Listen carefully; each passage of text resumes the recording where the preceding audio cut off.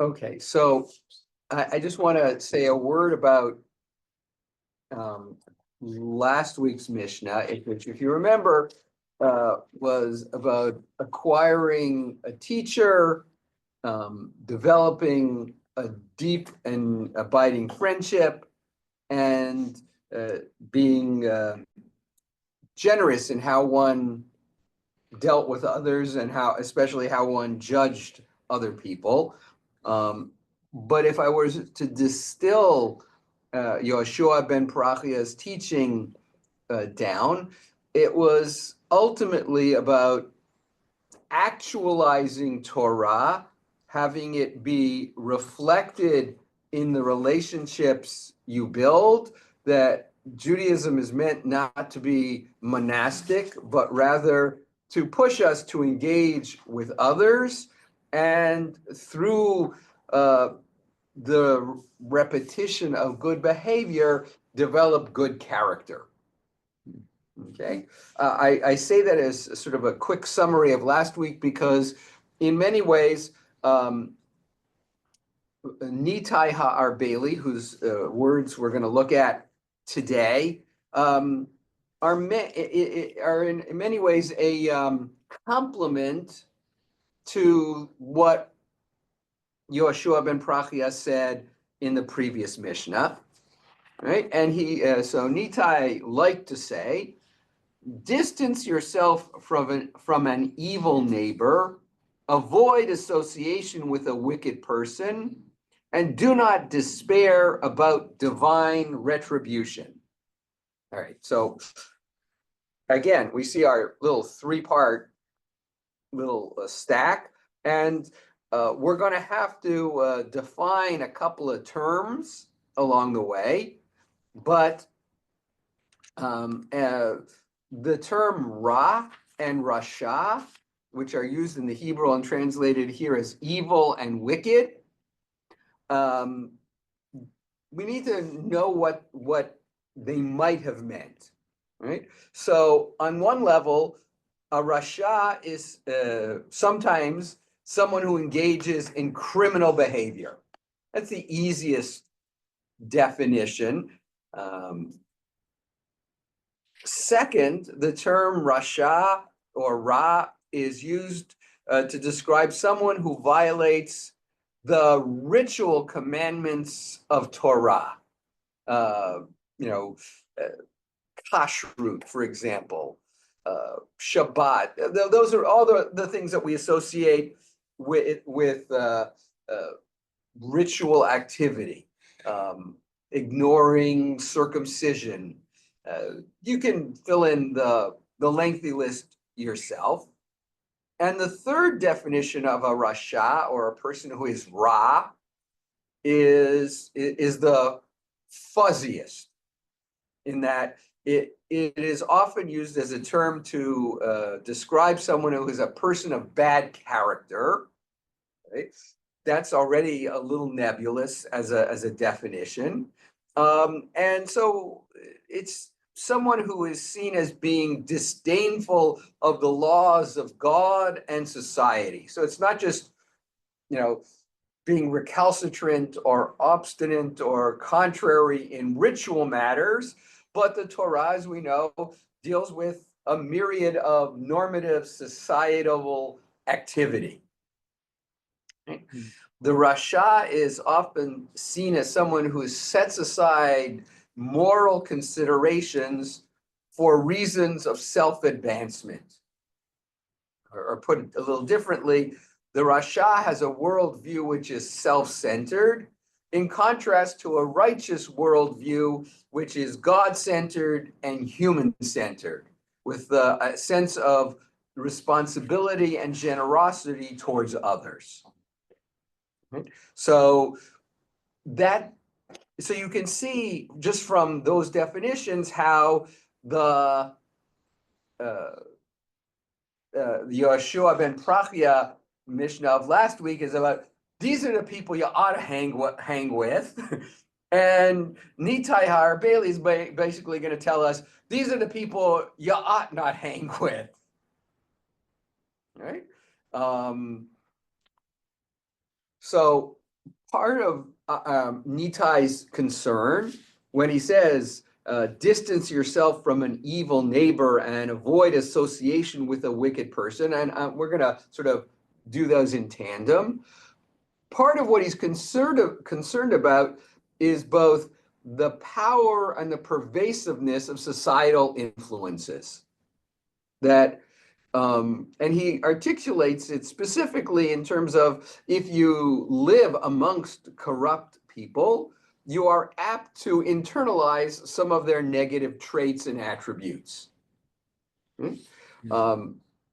And he uses my translation went with avoid association with a wicked person, but the Hebrew uses the term titchaber, which is the same root that we saw in last week's Mishnah about Kaneh lecha chaver. Chaver means a friend, and it doesn't just mean a casual acquaintance, especially the way Yoshua defined it. This is someone with whom you are really, really tightly attached as in friendship. So Nitai is concerned that because real friendship entails a certain mutuality and shared values, if in fact you are friendly with or you befriend someone who is a Rasha, you are almost inevitably going to make ethical compromises if you wish to maintain the relationship. Right? Not to mention, there will be a sense in the greater community that even if there's not anything specifically bad that you have done, you will be perceived as being bad by association. Whether fairly or unfairly, we can talk about that one a little bit. All right. So let's see how we can sort of prism this through contemporary reality. Does it have to be quite contemporary? Or Well, can I go back? I got bored. So I picked up Hotex the Chosen because I hadn't read it in years. And right now I'm seeing the justification for a lot of the dispute within the school and Reuben and his Talmud teacher and all that. And it seems to be coming from this.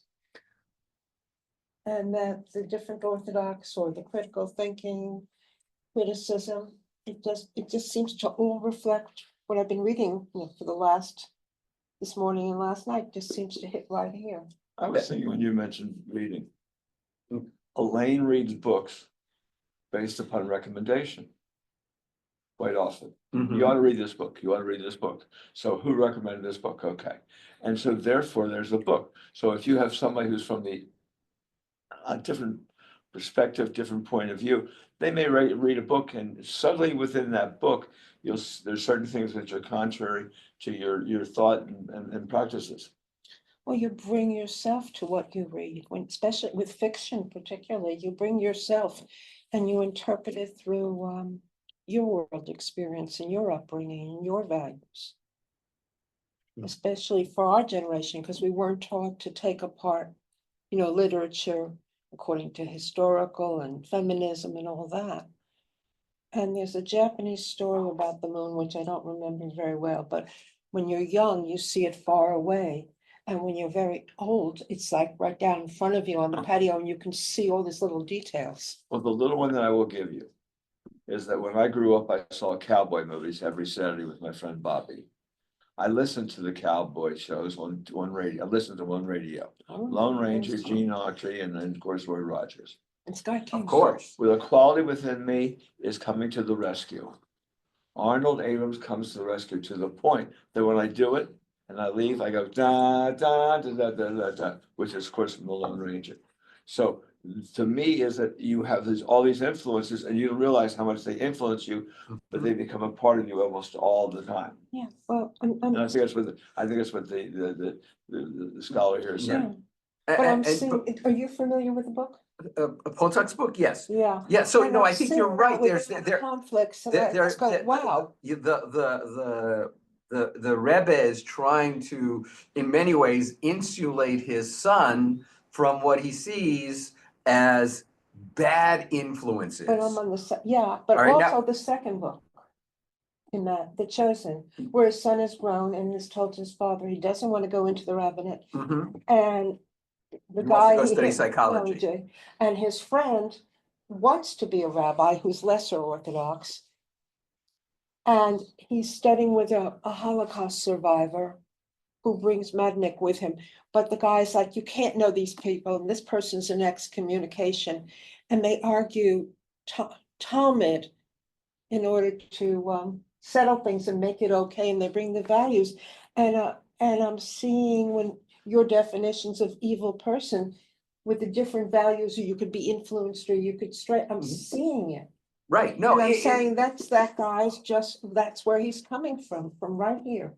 it is, though, I'm not sure that Nitai had in mind that disparity in terms of Jewish thought and practice.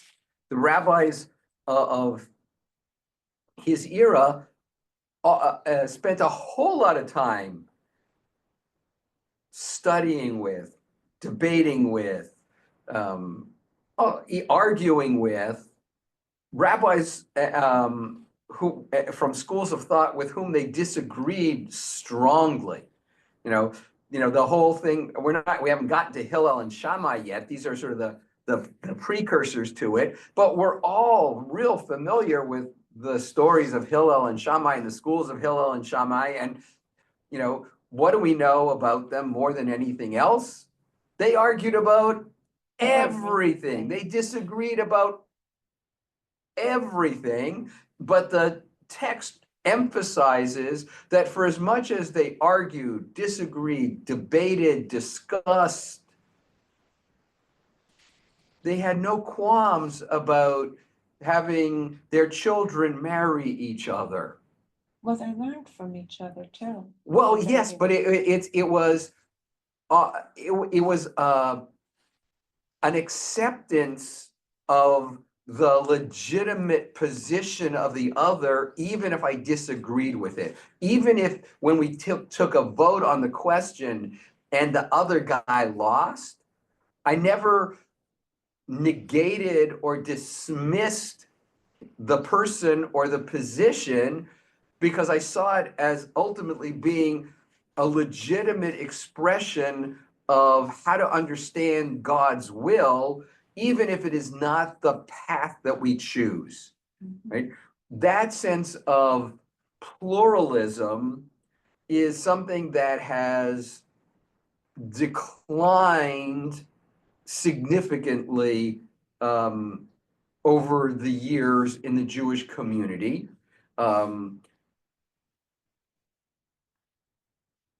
If it ever really existed beyond a very narrow population and community. For the Rebbe who the Hasidic Rebbe who's trying to, right? It's not that he distrusts Ruvain's kashrut or his Shabbat observance. It's his mindset, it's his belief, it's his Zionism, which runs counter to my messianic model of Zionism, which is you don't do nothing until the Messiah shows up. And the Zionist model that Reuven and his father buy into are a much more activist model. It's not a denial of the potential or the possibility of a messianic era, but we don't have the luxury or maybe even the right to negate our responsibility to do stuff in the meantime. But the second book, The Chosen, which is where I am, the Talmudic rabbi who's teaching the class says, you don't dispute it, it's set in stone, it was given directly from God. That's what he tells the student, and they're afraid, the students are afraid of him. Yes, they are, but he's also wrong. So what are you gonna do? Well, but I shouldn't say that. That was He was right according to the belief of school of belief he came from, and that's right. given his experience in making us survive. No, I think it has nothing to do with You think he Holocaust was that survivorship. strict?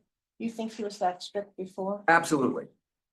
If you believe that the entirety of oral Torah was handed to Moses by God at Mount Sinai, then it is inviolable and it is incontestable.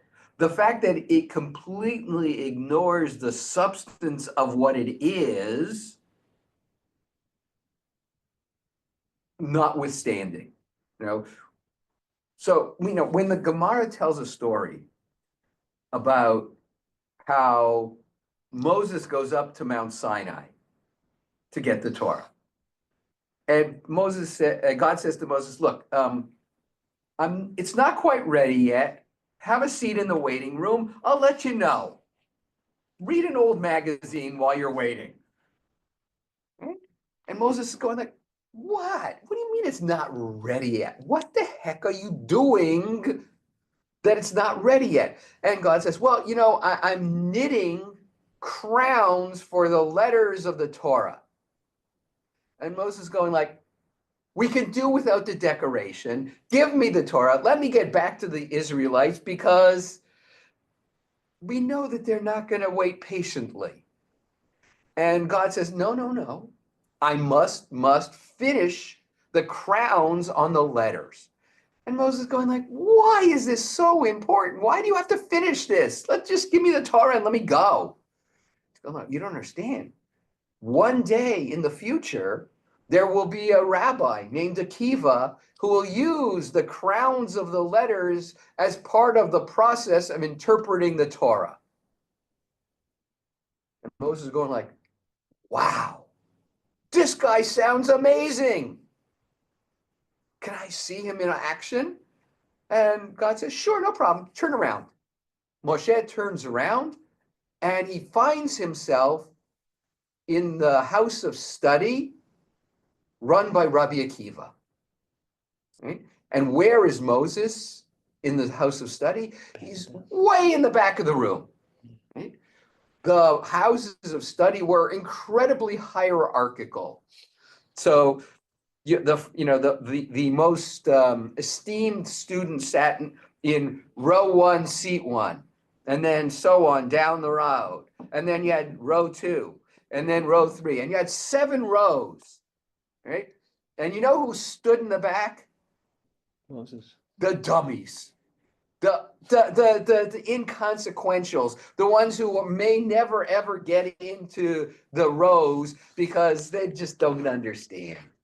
They can listen and they'll get what they get, and it's good that they're coming to hear Torah, but these are the nuch schleppers.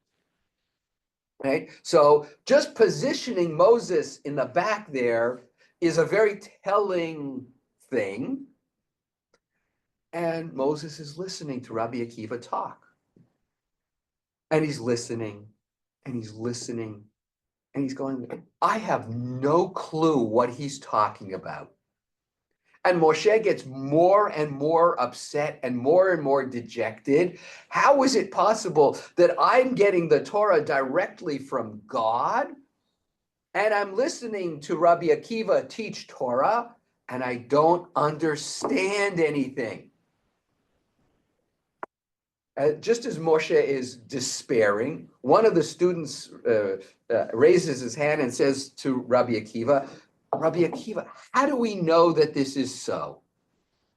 And Rabbi Akiva says to the student, "Halacha leMoshe miSinai." This is a law that was given to Moses at Sinai. And that satisfies the student. And Moshe feels relieved. But it begs the question of, if in fact this was a law given to Moses at Sinai, how is it possible that he's so darn confused by what Rabbi Akiva is talking about? It's because, in part, the response, halacha lemoshe misinai, means, in rabbi speak, this is the way we do it. This is the way we've done it for a very, very long time. We don't have the roots of it specifically. It must have been a law given to Moses at Sinai. Okay? You want and the perfect illustration of it are tefillin. We all know what tefillin look like, right? Okay? Black boxes, leather, parchments inside, the whole shit, the whole geschicht. Okay? We know what they look like. All right. And the Gemara talks about how do you make tefillin? They have to have this squared and all right. And when somebody asks the question, well, how do we know that? You know what the answer is? Halacha l'Moshe misinai. It was a law given to Moses. Why? Because there's nothing in the Torah that in any way suggests that this is what they should look like. You shall place them as a sign upon your arm and as a totafah between your eyes. And I didn't translate the Hebrew totafah, because the only time the Bible uses the word totafah or totafot, plural, is in describing the thing that we now call tefillin. So we have one word that we don't know what it means exactly because it's never used in any other context. And what does a sign upon your arm mean? I don't know. Maybe it's supposed to be a doodle. Maybe I just have to put a drawing of a tefillin on my arm. Use permanent marker and there you go. No, you can't do that. Well, no, you can't. Well, maybe you could do The that. Romans did that. The Romans had it on for the soldiers. Yep. They had it on the shoulders there. That's what they were. So at a certain point in time, that commandment to put a sign upon your arm and place a totafah between your eyes became tefillin. When, where, how, who knows? The answer is nobody, including the rabbis. By the time they're debating this stuff in the Talmud, tefillin exist in the format we know as a fact of life. But they are beyond hard-pressed to find proof for that anywhere in Scripture. Right? So even if I want to say all oral Torah was given to Moses at Sinai, there's oral Torah and oral Torah. For example, the rabbis, in trying to figure out what's considered work on Shabbat, they look and say, oh, it's really interesting that when Moses is commanding the Israelites to build the tabernacle, what's one of the commandments that he emphasizes right then and there? Observe Shabbat. Okay, so if observe Shabbat is somehow to be connected to the building of the tabernacle, well, all the things you do in the process of building the tabernacle become the things you don't do on Shabbat. And they develop a list of 39 categories of work with a whole bunch of subcategories. But it's process. I can sort of literally point to this juxtaposition in which Vishamru is juxtaposed to the instructions for building the tabernacle. And it's not accidental. That's oral Torah. It's not, the Torah never says don't do these 39 things, but the rabbis go through an interpretive process that has a logic to it, that has a coherence to it. They can't do that with tefillin. You know why? Because there's no there for them to compare it with, contrast it with. There's nothing anywhere in Torah that says, oh, yeah, these leather boxes with straps in them and parchments with writing on them. So when you don't have oral Torah, you just say, God told Moses, okay, satisfied. But it's satisfactory only ultimately if you say that God gave all of oral Torah to Moses. If you believe that, then you're fine. Now, I can accept the legitimacy of tefillin being the way they are because I can at least affirm that this is the way that Jewish people have done it for 2 millennia or more. Even if I don't accept the idea that halacha l'Moshe Sinai means that God literally, gave Moses, here's a picture of tefillin, file it away somewhere because we're not going to use it for about 1,000 years. But just put it in the ark and someone will find it and they'll know what to do. Yes, Bill. Rabbi, are all tefillin the same? Do Orthodox and conservative Jews the same tefillin, the same scriptures in the tefillin, that type of thing? Are there some differences? Okay, so the only difference, and this is not between Orthodox and non-Orthodox tefillin. There are some communities in the Orthodox world where they have 2 sets of tefillin, right? You will be shocked to learn that Rashi and his grandson, Rabbeinu Tam, did not completely agree on one aspect of tefillin, which was the order in which the 4 sections from Torah are to be done. All right. So Rashi said it goes this way. Rabbeinu Tam said, no, the order is a little different. And most of us, virtually all of us wear Rashi tefillin.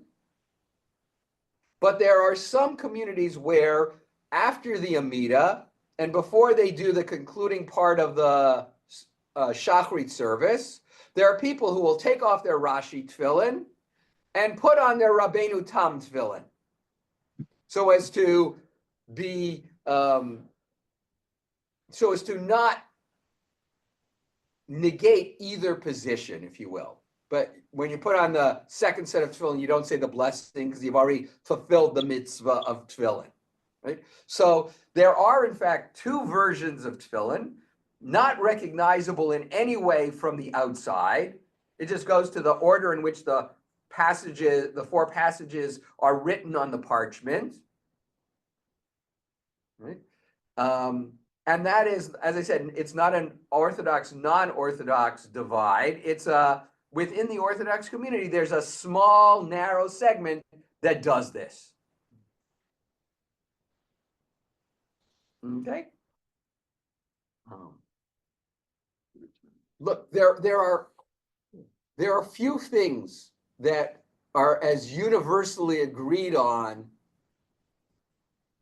as tefillin in the Jewish world, because and part of it is its antiquity. If there's a divide between the Orthodox and non-Orthodox worlds with it on the question of tefillin, it's not about whether you wear Rashi tefillin or Rabbeinu Tam tefillin. It's about whether you put on tefillin at all.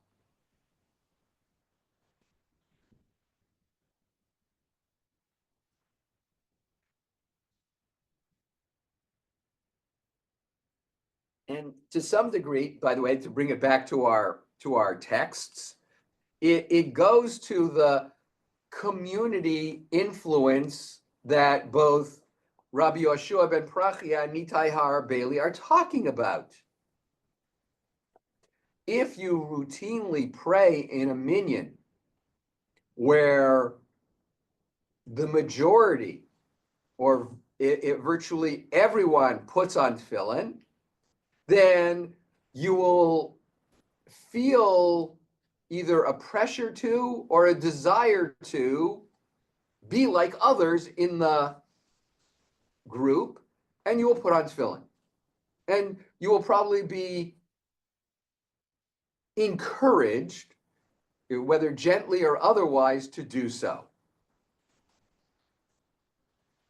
Whereas in a minyan where tefillin are more or less randomly worn,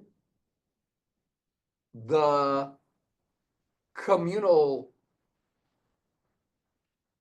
vibe is more laissez-faire on that question.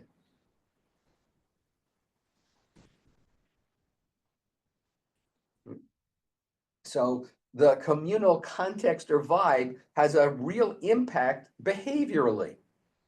You know, if you live in a community where most people observe Shabbat in a traditional way, so will you, even if it's not absolutely something that you have completely invested yourself in, because this is my community and I want to fit in with my community. I don't want to be perceived as being other to my community.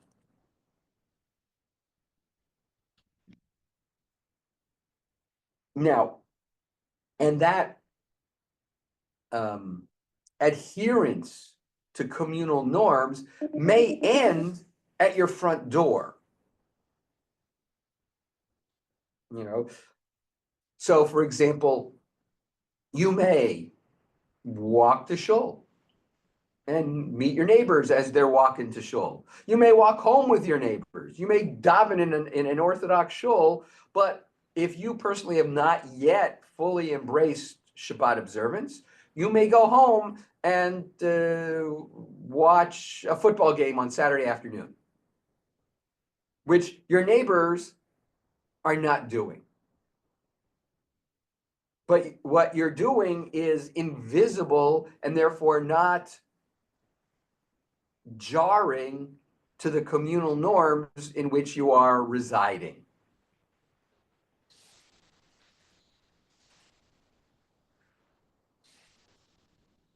You know, so I'm sort of picking up, just bring it over here. Imagine, if you will, at Kiddush on Shabbos, you get up and announce, okay, who wants to come to my house after lunch for a Penn State watch party? That would not go over so well in an Orthodox context, because what you're inviting people to is at counterpoint to the norms of the community.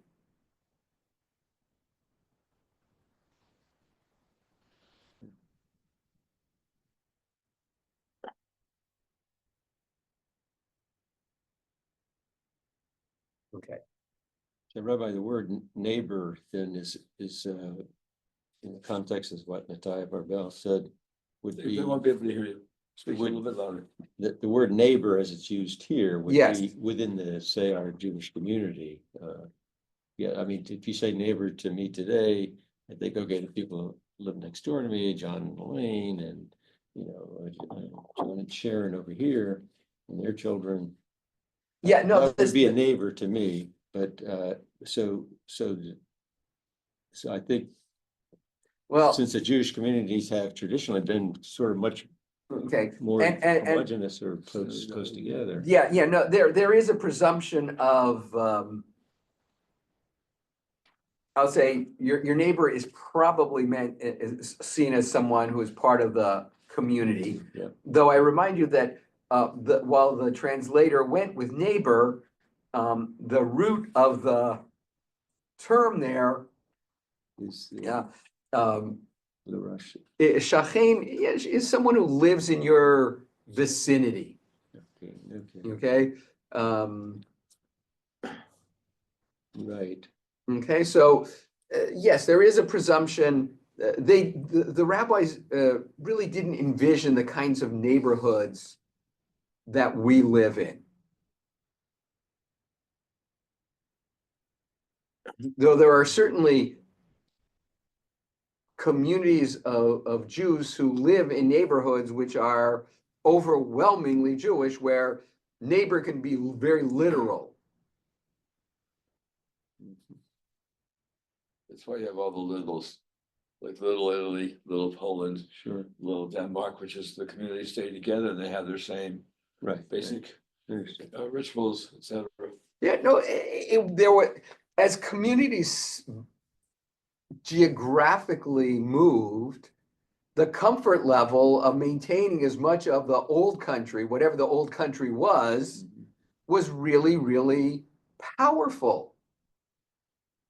All right. One of the, Toronto, in some ways epitomizes that model in that you have corridors of community. Right? So there's a street in Toronto that's called named Bathurst Street. Bathurst Street starts at Lake Ontario and goes north and north and north and just keeps going. I mean, I say this only slightly by exaggeration. I don't think it ends until it hits Hudson Bay. That's about 1,000 miles, maybe even a little bit more. All right, it's a little hyperbolic, but not much. All right, but one of the things that was true when I was living in Toronto was that 75% of the Jewish community in the greater Toronto metropolitan area, 75% lived within a mile of either side of Bathurst Street. Okay? Jews kind of just kept moving north. But it wasn't just the Jews. You go over about a furlong to the next major artery, and that's Dufferin. And Dufferin, from down here near Lake Ontario, going north, that's Italian. You go over another furlong or so to the next major street, and that's, I think that was Indian.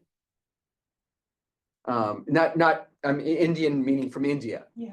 All right. sorry. So you just watched, and just long, huge corridors. So even as they became more settled, more affluent, more acculturated into the society, that phenomenology of neighborhood didn't change all that much. I mean, I can't speak to the percentages of the ethnic groupings around us, but if you drove down Dufferin, you knew, oh, this is clearly every store, every market, everything is looking towards the Italian consumer or the Indian consumer. Or you go the other direction a little bit, you get the Persian group. It was just an amazing, and then you get to various Asian groups as you move over. It is a remarkable phenomenon. That's true of New York City too. It changes, but the city was always neighborhoods. Yes, but what's remarkable is that you could look at New York City of an era, and that was true. Yeah, it's always in flux. Right. This didn't have that. This No, does it's not still the have that same. kind of flux. No, that still is the same.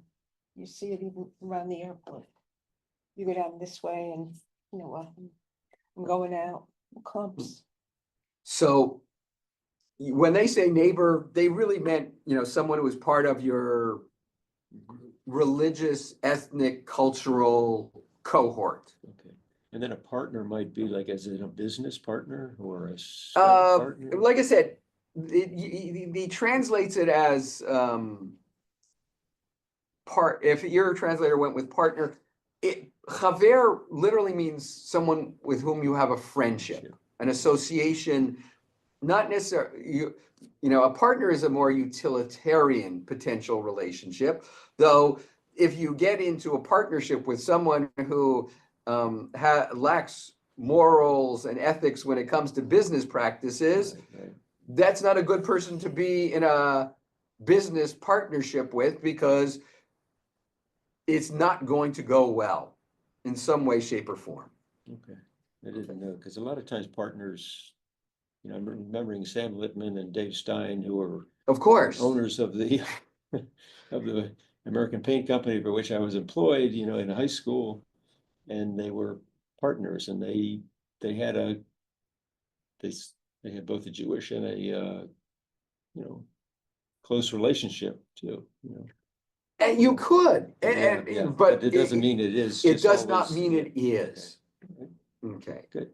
All right. And now we get to the last part of his statement, which in some ways is the most, I'll say, challenging. Right? And I'll be curious what your translator did with it. Mine went with, and do not despair about divine retribution. Yeah. Ours says never despair of Doesn't say retribution for the divine. wicked. Okay. God's Yeah. totally left out of it. Well, but who's going to? Who? God. You're right. It's So understood, yours emphasizes retribution against the wicked. Divine retribution implies that God will punish the bad and reward the good. Right? Why does Nitai feel the need to add that statement at the end about not despairing that God will acquit those who deserve it poorly and those who deserve reward? Seems like it's because, if you're really involved with another person and they're doing the wicked thing, you have a sort of you might develop a sympathy for them in terms of what has happened. If the wickedness brings on the retribution of, it's a bad habit and I don't know. I mean, it's hard not to be a judge yourself of God when Well- you see something happen to them. Maybe they had a habit that caused them to have I don't know, a cancer or something. Yeah, no, I don't know that this is what Nitai is ultimately He's concerned going about. to be, if you don't follow, there's going to be consequence. I think it's not retribution, it's consequences, Well, that's what I'm saying. not necessarily severe punishment. Why not? It could be either, it could be under grace. Okay, I think you're sort of still dancing around what I think is the basic question that Nitai is concerned about, right? Jeremiah put it very succinctly. Why does the way of the wicked prosper? Tzaddik viralo, why do the righteous suffer? Why do they endure hardships? Why do the wicked seem to prosper? On one level, you could say, well, it goes back to the definition of someone who has a disdain for the laws of God and society and who will do anything regardless of moral considerations in order to succeed will often succeed. And that feels inherently unfair. It's your last word. It's the one thing in life you'll learn. Life is not fair. All right, but isn't there presumption here that, it's sort of like to flip it on its head, will not the judge of all the earth judge righteously? Come on, I mean, Abraham's taking God to task for punishing people, but the flip side could be true. It's like, Rabboni Shalom, why are you letting them get away with, you should pardon me, literally murder sometimes? Look, you're into hockey. That There's a- rumor is there's- true. There's a thing called a penalty box, Yes, there is. and there's a minor penalty and there's a major penalty. But I bet there's a few times that you have yelled or screamed, I don't know your style when you go to hockey games, Place. because somebody didn't get a penalty for whatever it was, or someone got a penalty that you thought shouldn't have gotten it. I would never do that. You better remember that on Yom Kippur, okay? Well, Look, look, there are rules of the game where we may get upset if we feel that the referee has not applied them properly, okay, all right? But I also step back and recognize that these are not matters of life and death. No. You know, I may get upset that the referee didn't call a penalty or did call a penalty, and as a result of that penalty, my team lost the game.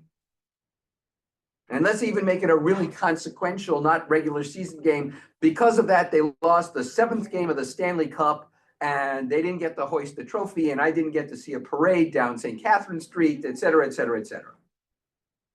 Right? Is it important? On one level, sure. I mean, but is it a matter of life and death? No. let me give you these different ones.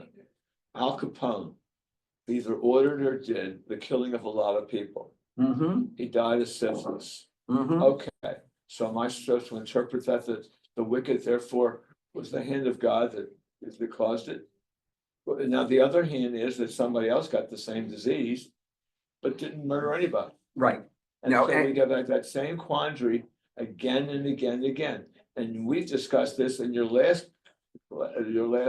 sessions, the last course we taught, we're doing Torah, which is our problem in life is the paradigm, which is throughout the Torah, as if you are going to be rewarded if you do the following. You're going to have rain in your season. Okay, but if you're bad, so the good guy sits there and say, how come I'm not getting rain and my family is starving and therefore the following results? Look, this is an essential problem with that paradigm. And Jeremiah recognized it, and Job recognized it, and Kohelet recognized it. It's, if I look at the world, that paradigm does not seem to work.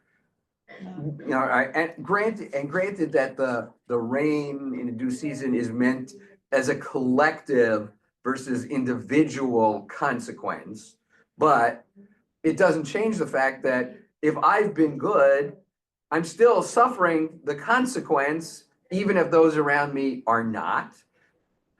And maybe that whole paradigm just doesn't make sense.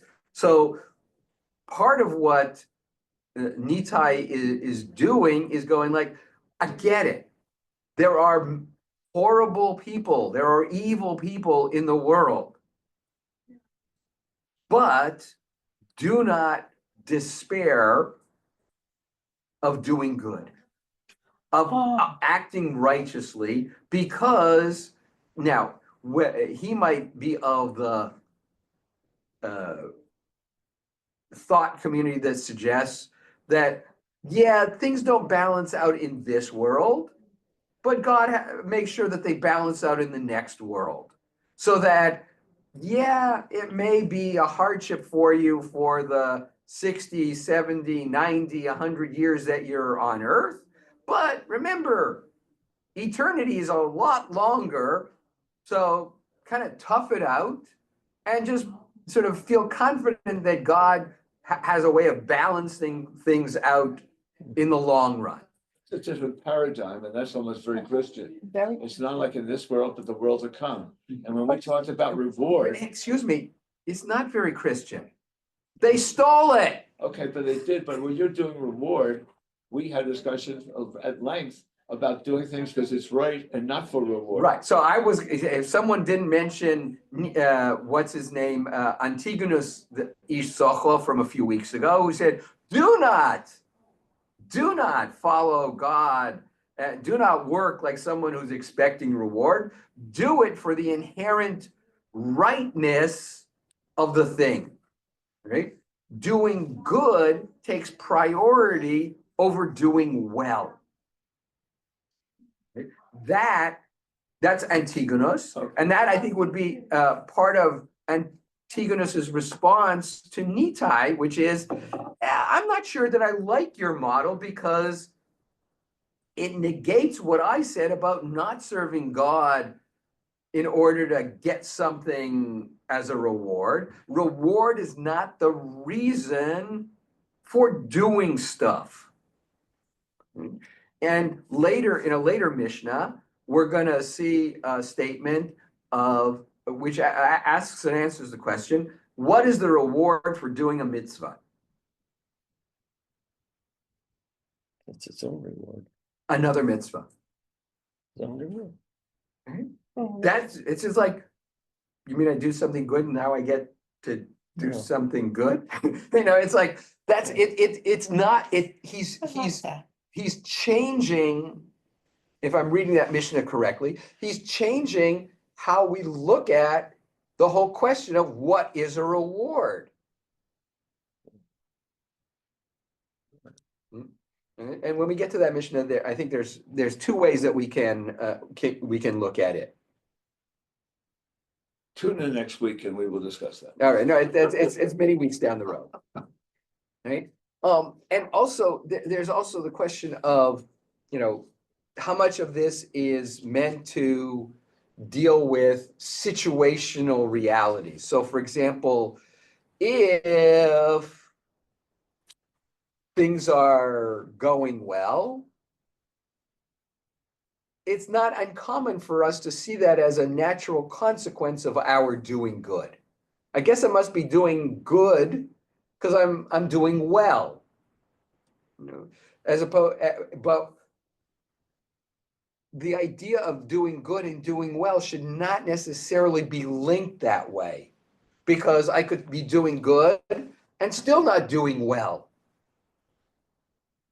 I could be a very kind, very good, very generous, very observant person, but my business may still fail. And there might even be a few people who suggest that, you know why your business failed? Because you were a good, moral, ethical person who didn't cut any corners and didn't make any shady deals and didn't do this and didn't do that and didn't do the other thing. And Yankel over there did all of those, and now he owns your business too. It's kind of like the story of Job. Yes, exactly. It is Job. It's absolute. Look, Job doesn't come out of nowhere. Job comes out of this dissonance, and Job's friends are all articulating a belief that Job can no longer embrace, right? They keep saying to him, if you're suffering, if bad stuff is happening, clearly you have sinned against God. So just, tell God off and be done with it. And Job's going like, no, I didn't do anything wrong. I gave tzedakah. I was honest in my dealings. I was kind in this. I was a good guy. Right? And ultimately, now granted that the frame of the story and the story itself may not in fact be of the same author, but essentially at the end, God says to him, look, Job, you're right, but you don't get it. All those questions. Were you around when I created the world? It's like, don't question the way I do things. I've been around doing them a lot longer than you have. It's a not satisfying answer. It's a very not satisfying answer. Yeah, I heard it too. Okay. Let's see, Rabbi, we keep coming back to that same question again and again. We teach the paradigm about you're going to be rewarded and they're going to be punished. All right, and we keep teaching that. And we learned that when we were a child. That's why I got a gold star, because I brushed my teeth. Okay, but the problem is when I face the reality that becomes the problem when your whole life was lived under the following understanding. Hmm. That is one of the coming of the Messiah. Okay, therefore I should wait. Okay, or there'll be the messianic era. Okay. But still comes the reality of here's this individual that I thought really was in my life a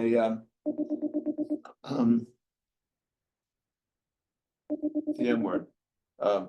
Mensch, Immense, thank you. And lived a life impeccable. And yet the individual suffered and suffered for a long time before he died. elaborate. And that's part of the reality of it all. Then I go to the rabbi and sit there and say, Rabbi, please explain to me the following. And the rabbi is going to give you some answers, but they don't answer the paradigm to the point that I'm still left in a state of conflict. And that's why Mitai says what he says, I think, Okay, because it's easy to despair. It's easy to wonder, why am I doing all the stuff that God wants and expects of me? And Antigonus would say, that's not why you're doing it. You're Okay. doing it because ultimately it makes you into the best version of yourself, and that is worth it. That's what you ought to be doing. I didn't, it's not to speak in God's voice, but I didn't put you down here to be a mamzer. I put you down here to be a mensch. okay. And to the degree that you achieve menschhood, that pleases me greatly. And that's not about reward and punishment. I think sometimes the Bible speaks in that language because for some people, that's unnecessary. And it may also have been societal. The other thing to bear in mind is the Bible, to a great degree, is setting up a model of God that is meant to be seen as distinct and different from the model of the gods which were worshipped in the ancient world. The gods of the ancient world were not moral, were not ethical, were not fair. They used, you look at the stories of the ancient, deities, and they use and abuse and mistreat people. They have them dancing on strings like crazy. And so if they're fickle and, you can buy their beneficence and lose it just as easily, the Torah is coming along to say, no. God operates differently. And yes, they may use the paradigm of reward and punishment, but reward and punishment is now a product of your good or bad conduct. It's not the whim of the deity. Hera punishes Hercules because he says something that she takes offense at.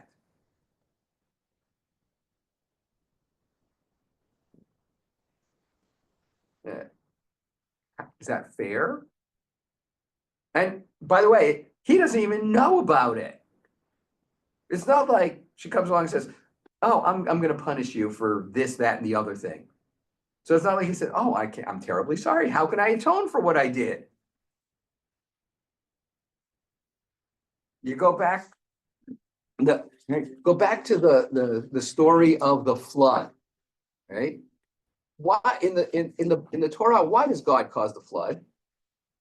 Wickedness. People are evil. People are evil, immoral, unethical. They're behaving absolutely terribly. Okay. In the Epic of Gilgamesh, why do the gods cause a flood? I didn't read it. Because the people are making too much noise. Yeah.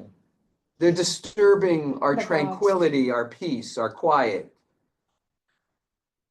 So let's just wipe them out. Well, I'll make you a spider because you dare to be. To say that, someone was more pretty than me. No, Yeah. that was because she said she was a great weaver and they had a contest. And they gave Yeah, an out yeah, over, but so yeah, she yeah, made yeah, her a yeah, yeah. spider. Yeah, so it's like there's not a morality there. So the Torah is trying to establish a counterpoint. Now, in the ancient world, that may have been incredibly comforting. The God I believe in is not fickle. The God I believe in will, in fact, recognize my good conduct and reward it, recognize and punish my bad conduct. But once the punishment is done, it's done. Right? That's the whole premise of that system also, that there's a consequence, there's a punishment, and then God forgives me. And we go to, so we go back to a neutral. You apologize to me, my ride's here, I've got to go. Oh, please. I apologize, Rabbi. No, you're good. We're wrapping up. Because ultimately, Nitai wants people to work towards building a sacred society, right? And not be tempted to benefit themselves to the detriment of the entire community. When you read the Eleno, or the translation of the Eleno, that's exactly what you see there is it's that sort of the mission there is described for Jewish, is that it's not something you can figure out, or